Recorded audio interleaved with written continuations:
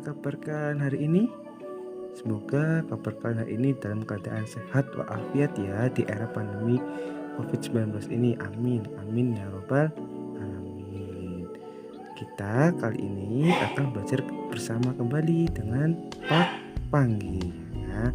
Hari ini kita akan belajar mengenai tema 3, subtema 3, ayo cintai lingkungan, pembelajaran kelima. Oh iya, sebelum kalian menonton materi dari Pak Guru, alangkah baiknya kalian membantu channelnya Pak Guru untuk like, subscribe, dan komen untuk membantu mengembangkan channelnya Pak Guru supaya lebih berkembang kembali ya.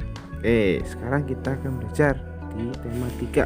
Perhatikan ya anak-anak, supaya kalian lebih paham. Walaupun kalian tidak sekolah, belajar dari rumah, kalian harus tetap semangat. Oke, sekarang kita belajar bareng-bareng sama guru. Nah, apakah kamu tahu tanaman obat? Ya, tanaman obat adalah jenis tanaman yang memiliki fungsi berkhasiat sebagai obat dan digunakan untuk penyembuhan maupun mencegah berbagai penyakit.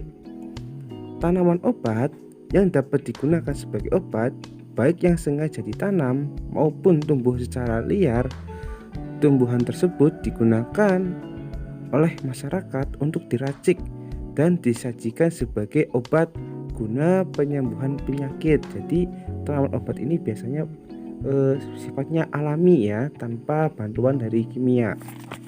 Oke, contoh manfaat tanaman obat. Yang pertama itu ada gambar tanaman obat temulawak ya.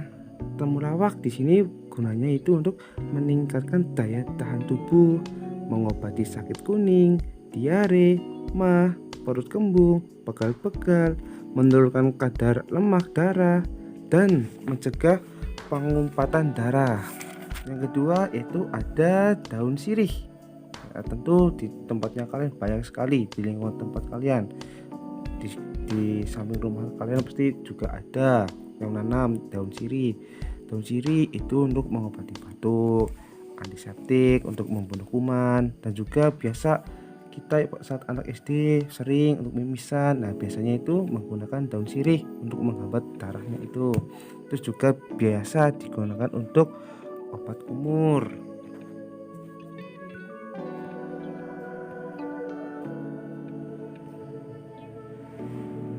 Terus ada daun seledri. Daun seledri biasa digunakan untuk menurunkan tekanan darah. Ada juga jeruk nipis. Jeruk nipis untuk mengatasi suara serak, batuk, dan bau badan, menambah nafsu makan, mencegah rambut rontok, ketombe, mengobati flu dan demam.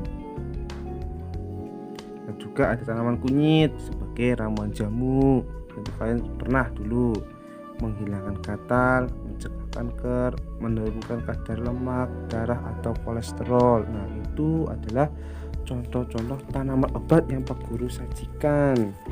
Contoh tanaman obat yang alami. Nah, tentunya masih banyak lagi di lingkungannya kita. Seperti ada contohnya protowali. Protowali itu tanaman obat tradisional yang banyak digunakan sebagai bahan dasar untuk pembuatan jamu atau dapat diolah menjadi bahan dasar untuk pembuatan obat tradisional. Jadi masih banyak lagi tanaman obat yang dapat tumbuh di Indonesia, di lingkungannya kita. Tanaman yang subur dan udara yang tidak terlalu panas atau dingin cocok untuk ditanami tanaman obat tersebut. Dengan melestarikan tanaman tersebut, kita bisa mendapat selain tanaman, hewan juga bisa dijadikan obat. Cacing yang biasa kita temukan di tanah ternyata merupakan obat untuk penyakit tifus yang ampuh. Itu contohnya, cacing itu untuk biasa penyakit tifus, itu biasa dijadikan obat. Nah, coba kalian amati di lingkungannya kalian, bagaimana sih tanaman-tanaman obat yang ada di lingkungannya kalian dijadikan tanaman obat. Contohnya apa saja, coba dicari, pasti ada untuk sambil belajar. Oke, sekian dari Pak Panggi ya.